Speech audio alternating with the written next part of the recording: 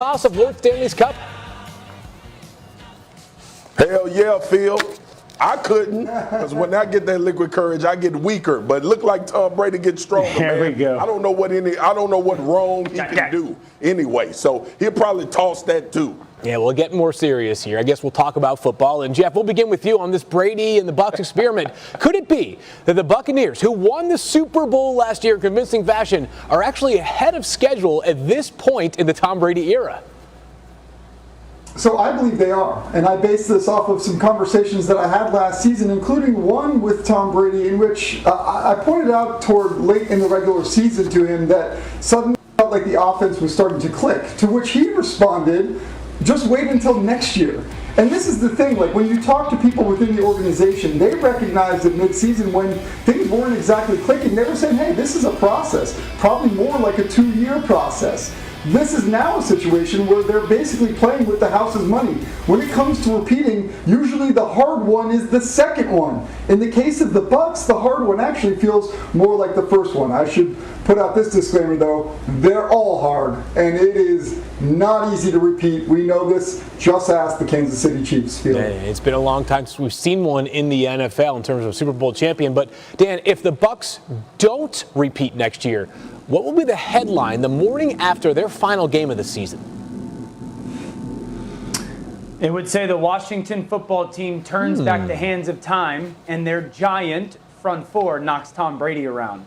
You guys like that word? That was pretty good. I think it's that simple. I'm really proud of you. I really do. Yeah, thank you. It's that simple for me. It's not about what team can outscore their offense. It's not who's going to have a better wide receiver, what defense can kind of shut down their. It's going to be what front four can whoop the Tampa Bay Buccaneers offensive front five. And if we're looking at just like, let's focus on the NFC, what team has like that makeup, that defensive makeup that you know they've got a dominant front four? It's Washington by a mile, maybe outside of the Los Angeles Rams in the conversation. That's also the team that had a little bit of success against the Bucs in the playoffs last year. With that addition of William Jackson in the back end and Allen in the middle, the second year for some of their defensive linemen, obviously the big boy from Ohio State, Chase Young, this defensive front four is going to be outstanding. And I think it's the most equipped defensively to beat the Bucs. Yeah, as we saw in that playoff game, as you mentioned, Dan, Taylor Heineke nearly went toe-to-toe with Tom Brady for at least most of that game. But a team was not able to go toe-to-toe with Tom Brady for much of the game last year was the Chiefs, as their quarterback Patrick Mahomes could not find a way with the depleted offensive line. He joined First Take earlier today and spoke about coming up short in that game and fortifying his budding rivalry with Tom Brady. I think I did a little bit more right after the game happened. At this point, I'm at the point where I'm ready to go for this next season. I think that's the best thing about this league is that you start from scratch every single year, and we have the team and the players to make a run at it. We just have to put in the work every single day. Can we one day have that LeBron-Michael Jordan debate with you and Tom Brady? I mean, it's still early for the LeBron and Michael Jordan stuff, but for me, if you're in this league, you're trying to win. You're trying to be the best player on that football field every single day. Tom's done it for a long time, and he's won a lot of Super Bowls. And so when you're coming up and you're watching football, you want to go out there and win championships like he's done. And so I'm going to try to do whatever I can to every single year put us in position that we can win a lot of championships, hopefully. Swagoo, Patrick Mahomes entering his 5th season in the NFL. Is Tom Brady the right comparison for him as a player? Yeah, it's the right comparison when you talk about career accomplishments. Right now, Patrick Mahomes is a better quarterback than Tom Brady. When it comes from physical attributes, the things he's able to do, Tom Brady never could. But the thing that everybody is chasing about Tom Brady is the level of consistency at a high level of play for an extended period of time. And it involves more than just the quarterback. When you look at what the New England Patriots were able to do with Tom, it was a three-headed monster. It was Robert Kraft, it was Bill Belichick, and it was Tom Brady. And those things never changed. And for Patrick Mahomes, he may go through a transition with a new head coach if Andy Reid hangs it up, presumably before he decides to retire. If you think about Veach, the general manager who's done a tremendous job in Kansas City, is he going to stay in place? But based on what we see now, from Patrick Mahomes and the way the Kansas City Chiefs have committed to making sure they keep a team around him and keep him protected, that is the right comp. And I know it's far-fetched to think that many Super Bowls, that many times. Think about this, fellas. Patrick Mahomes, 5 years, 2 Super Bowl appearances, 1 AFC Championship appearances in that time. So it's not far-fetched to think about it right now for Patrick Mahomes. Marcus, that's a really good point about the consistency that existed in New England.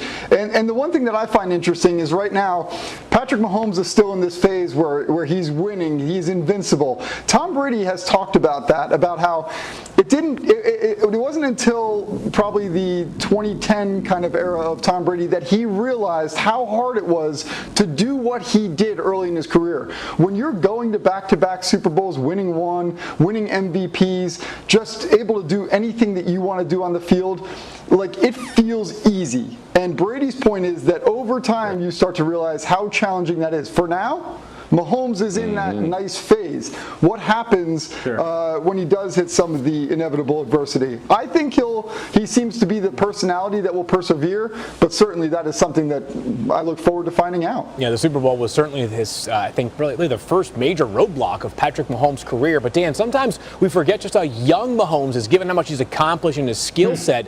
What do you expect to see from Mahomes on the field this season? The best offense we've seen since he took over as their starting quarterback, and it's because of this revamped offensive line. This is going to be one of the better offensive lines in the NFL. Not just okay, but better. And if we think about the Chiefs' offense under Patrick Mahomes, it's really been like pass game with a sprinkle of run game. Now it's going to be pass game and the kind of heavy dose, or the ability to get a heavy dose of their run game. Everyone needs to understand, when play callers, Andy Reid and Eric Bieniemy, to a week, the first question they always ask themselves to start their game planning is, what will our offensive line allow us to do this week as a defense, or as an offense versus the defense, right? Well, now with this offensive line, they can sit there and go, well, does the defense have somebody that can match the speed of Tyreek Hill? And then does the defense have somebody that can match the skill set of Travis Kelce? And then the defense have somebody that can match against Clyde Edwards-Helaire, both in the run and the pass game, and the speed to match Mecole Hardman. They're going to be able to do whatever they want because of that offensive line. And now we're going to see Patrick Mahomes. He's always had the ability to turn around and hand the ball off and utilize some play action. But think about the hardball play action that they're going to be able to do, because not only is this offensive line going to keep him clean, I think this offensive line could be dominant in the run game for the Chiefs. Yeah, I think wide receiver depth is the only spot that gives me a little bit of pause there, but so much talent on that offense. Hey, we are just getting started on NFL Live. Remember Matthew Stafford? He was traded to the Rams. It really was this offseason. Feels like forever ago. And there's one coach who isn't too happy to see him in LA. Find out who that is next. And we'll hear from the game's greatest quarterbacks on the secrets of the hard count.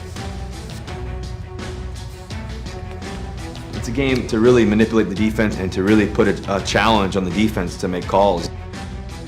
Who could be the player on a rookie contract that enters the MVP conversation this season? Dan, we'll start with you. Who do you got? I'm going with the big hammer, Josh Allen from Buffalo Field. Everyone continues to point to last year and his big jump. Go back to 2 years ago, in his last 29 starts, that's last year, 2020 season, and 19, Josh Allen has thrown for 59 touchdowns and 13 picks and completed almost 70% of his passes. It wasn't just last year. It's his last 30 games. He's been one of the best players in the league. Man, ain't nobody asked you for all them damn stats. I'm talking about Kyler Murray, the excitement, the juice. Look, when he got injured last year, it looked like he lost a little bit. But in order for this team, the Arizona Cardinals, to win this division, Kyler Murray is going to have to play at an MVP level. And why wouldn't he, with all of the weapons that's around him? D-Hop, you go out and get AJ and Fitz coming back, Kyler Murray will be in that conversation at the end.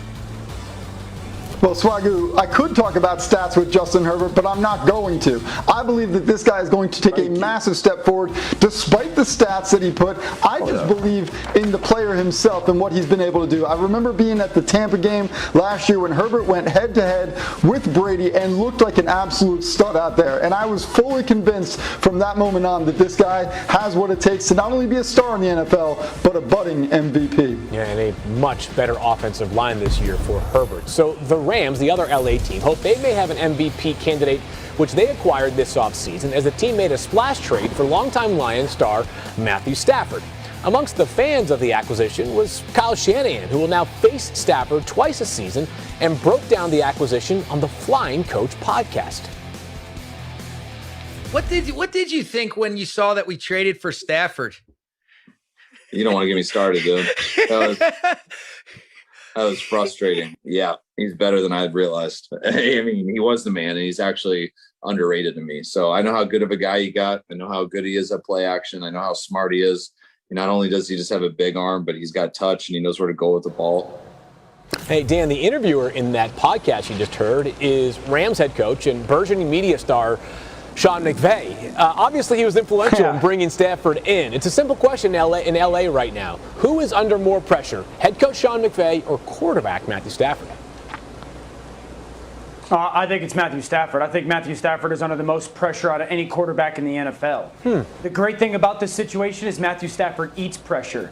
Just ask all the teams he's played against with fourth quarter leads in the last 10 years. No quarterback in the NFL has got more fourth quarter comebacks over the last decade in the NFL than Matthew Stafford. I think the second place guy is like 5.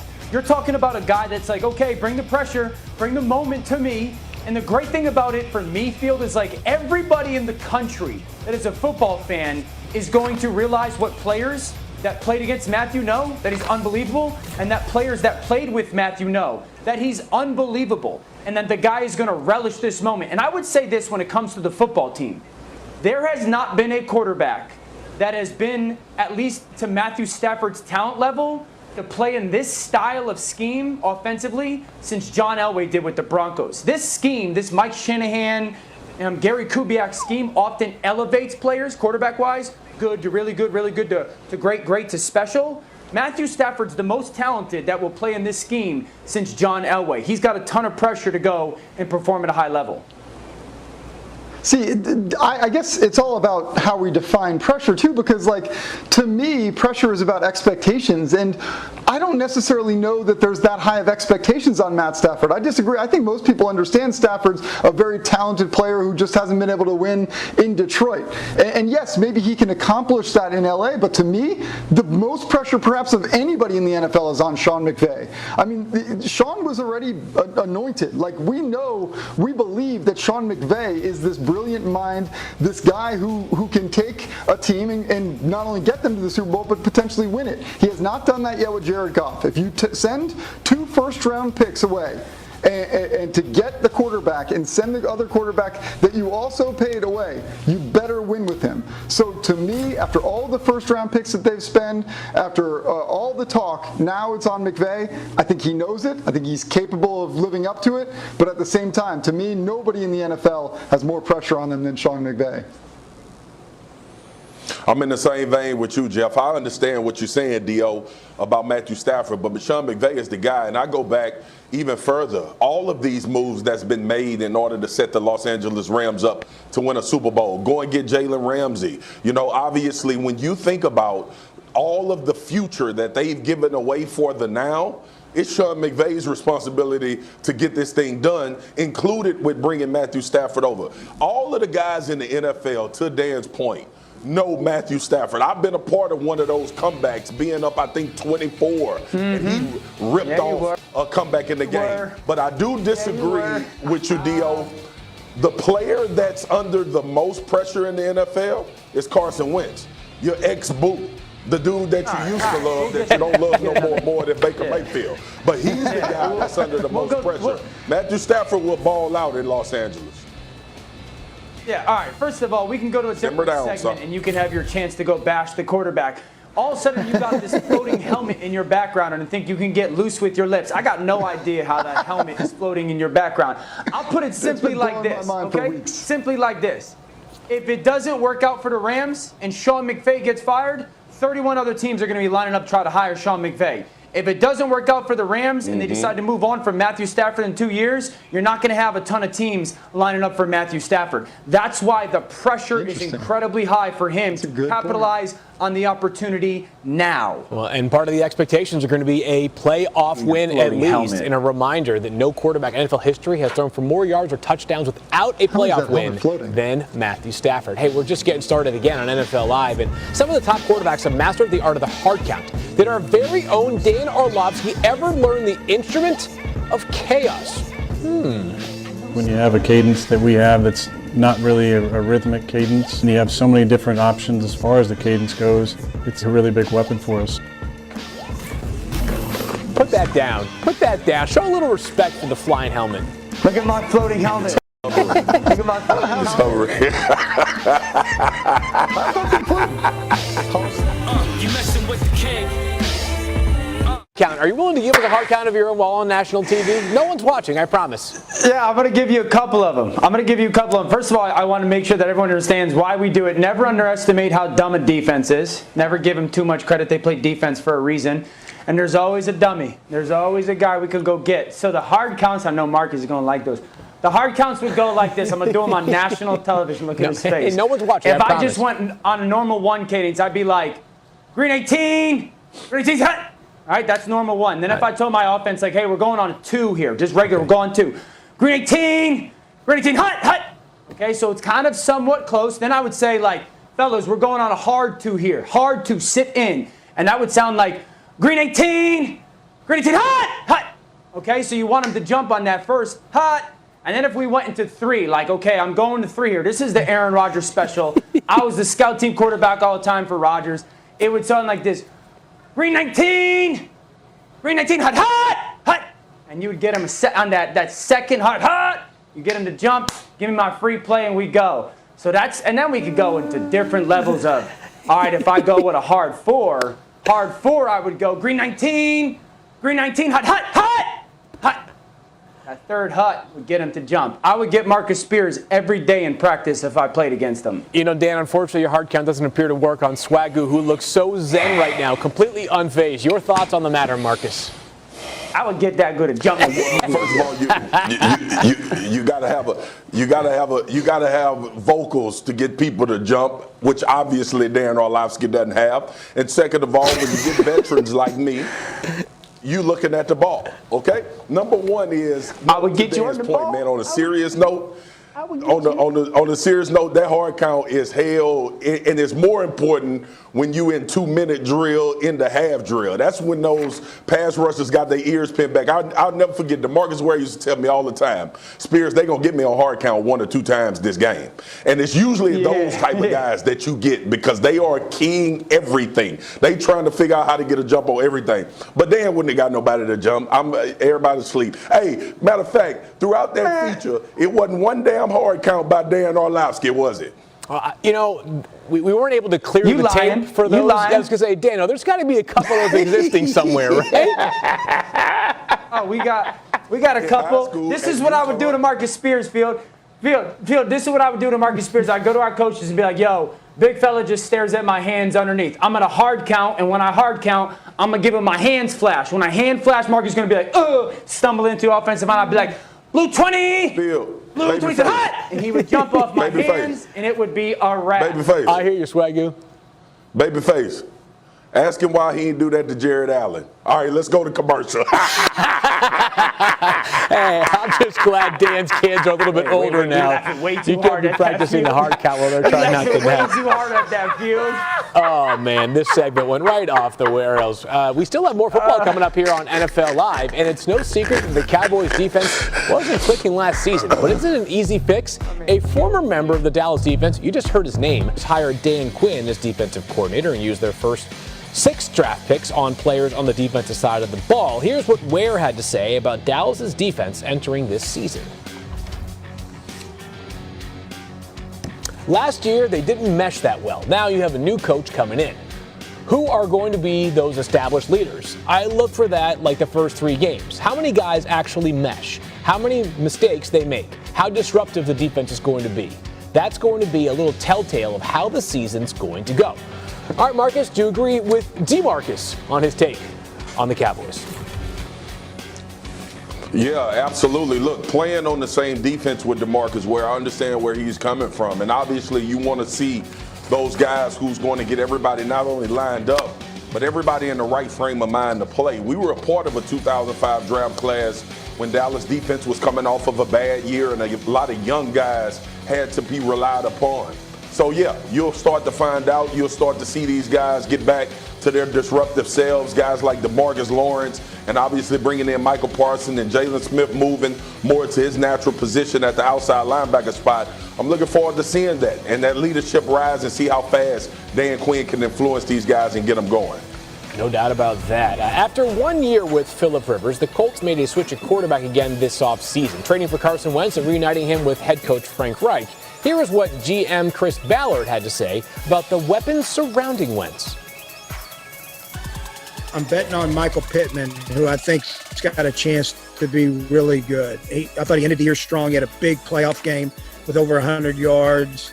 Everybody just ignores Zach Pascal, but all he's done is catch 14 touchdowns over the last 2 years. We think we're a little better than other people do. Is there a guy that, you just line up and go, holy crap, man, how are we going to stop this guy? Maybe not, but they are really damn good players. I completely agree with GM Chris Ballard. I think he looks at football with Frank Reich a lot like the NBA, almost positionless football where they've got backs who catch passes and tight ends who can do a little bit of everything. If you go back to the 2017 Philadelphia Eagles team with Frank Reich, they look a lot like this 2021 Colts team. They're not going to have a tailback that might not rush for over 1,000 yards. The Eagles had 3 guys that went over 400 yards. They might not have a 1,000 receiver like the Eagles did in 2017. They had 4 guys go over 600 yards. It's about ball distribution. They've got Jonathan Taylor in the backfield. He might be a bell cow back, but it's how many different ways can they get the ball to all those different pieces on the outside. Carson Wentz set up for some potential success. Hey, the Jaguars drafted versatile running back Travis Etienne, 25th overall out of Clemson, pairing him with his college quarterback, Trevor Lawrence. Here's what Etienne had to say about getting reps at the wide receiver position. Quote, "Now I am just like kind of learning real receiver routes and having Trev here to go just do simple things as run routes outside and just kind of go over it by ourselves. It has really been great for me and really helped me just speed up that process." Jeff, I hand the baton to you. Well, I think the initial, probably lazy take, admittedly, would be one that my initial take was, which is, oh, here we go again. We got a college coach coming into the NFL, doing all these cute little things. Why not just focus on real football? But Dan Orlovsky just made a good point about the Colts situation that probably applies to this a little bit. That, look, if you can get a running back to also be a pass catcher, that makes him more versatile. And by the way, they both played together at Clemson, so Trevor Lawrence knows how to hand the ball off to Etienne. So I think, though, that it is interesting when you see college coaches come to the NFL, especially offensive-minded guys, Chip Kelly, Cliff Kingsbury, going way back to Steve Spurrier. They always try to implement their offense in a unique way. The question is, when do they have to alter it to fit more of the NFL prototype? That's the question here, but maybe not exactly when it just comes to Etienne. All right, so Dan, what are your thoughts on the usage of Etienne, jumping off what Jeff had to say there? Yeah, very smart by the Jaguars. If they were not doing this, I would be on television killing them. First of all, there are running backs in the NFL. That's the Derrick Henrys and maybe the Nick Chubbs of the world. And then there's guys, and I've been pushing this movement, that we need to put in a different category, the producers.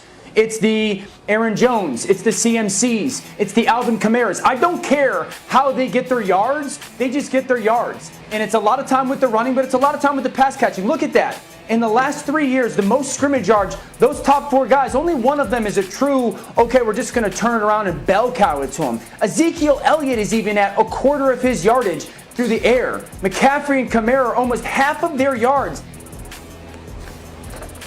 For not just your historical tailbacks. And I like the fact that the Jaguars are going, okay, Etienne, we're going to line you out. We're going to give you a hitch route. You know what? We're going to line you up and maybe could give you a deep ball one-on-one with the linebacker. Those are those matchups that are part of the NFL right now. And I would say this. We need to continue to reshape our mindset when it comes to touches. Because a lot of times we go tailback in touches and we think it's just turning around and giving them the ball. Travis Etienne is a guy that should get 20 to 25 touches a game. However they happen. Just was a little bit surprising to me in the first round, only because of James Robinson's incredible rookie season. But a reminder about Etienne, his final 2 seasons at Clemson, he showcased his ability as a pass catcher, leading all FBS running backs in receiving yards after the catch per reception and yards after contact per reception. So a guy who can do good things when the football is in his hands. Okay. All right, still to come here on NFL Live. Browns quarterback Baker Mayfield was once a loud, in-your-face type quarterback, but his tone has seemed to change. Do we think this new Mayfield will work? We'll hear from our guys next on Baker